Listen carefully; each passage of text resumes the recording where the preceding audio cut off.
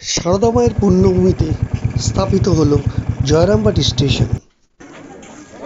সামান্য দূরত্বেই শ্রী শ্রী মাতৃমন্দির, মাতৃমন্দিরের প্রবেশদ্বার, মাতৃমন্দিরের প্রবেশদ্বারের সময় নির্ধারিত সময়। এরপর মায়ের নতুন বাড়ি। নতুন বাড়ি হচ্ছে মাতৃমন্দিরের গেটের ডান দিকে।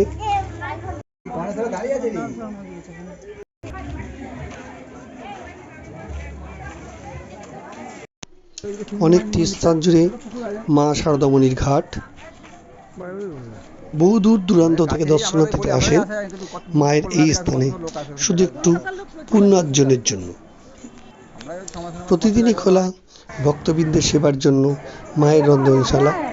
এখানে ভক্তবৃন্দ লাইন করে দাঁড়িয়ে তারপর প্রসাদ গ্রহণ করে। খুব সুন্দর করে সাজানো সারদা ধাম এটি।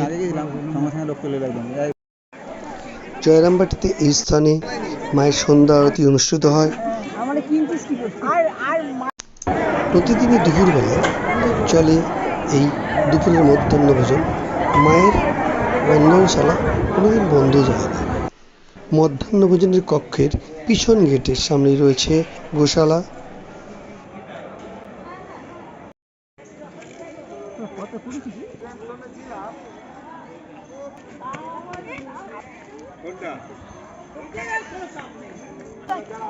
শ্রী শ্রী মায়ের পিতা রামচন্দ্র মুখোপাধ্যায় এখানে বসতবাটিতে থাকতেন।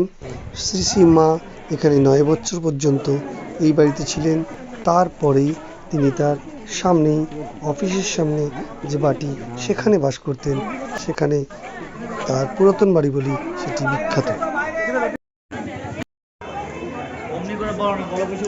প্রবেশদ্বার থেকে ঢুকেই বাঁদিকে মায়ের পুরনো বাড়ি। এখানে মায়ের ব্যবহৃত জিনিসপত্র সমস্ত কিছু রয়েছে। এটি হচ্ছে শ্রী রামকৃষ্ণ বিবেকানন্দ ও বেদান্ত সাহিত্য প্রচার। কামারপুকুর রামকৃষ্ণ মিশন। এখানে উচ্চ মাধ্যমিক পর্যন্ত পড়ানো হয়। মাধ্যমিক পর্যন্ত হোস্টেলের ব্যবস্থা রয়েছে।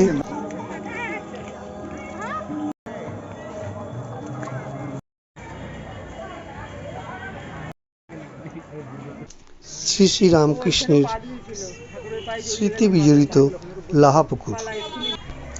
শ্রী ঠাকুর যখন এই পুকুরে পা ধুতে নামে তখনই একটি মাগুর মাছ তার পায়ে আটকায়। তখনই মাগুর মাছটিকে ঠাকুর বলেন যে তুই এক্ষুনি চলে যা, হৃদয়ে আসলে এক্ষুনি তোকে মেরে ফেলবে। কামারপুকুরের শ্রী শ্রী ঠাকুর রামকৃষ্ণ পরমহংসদেব।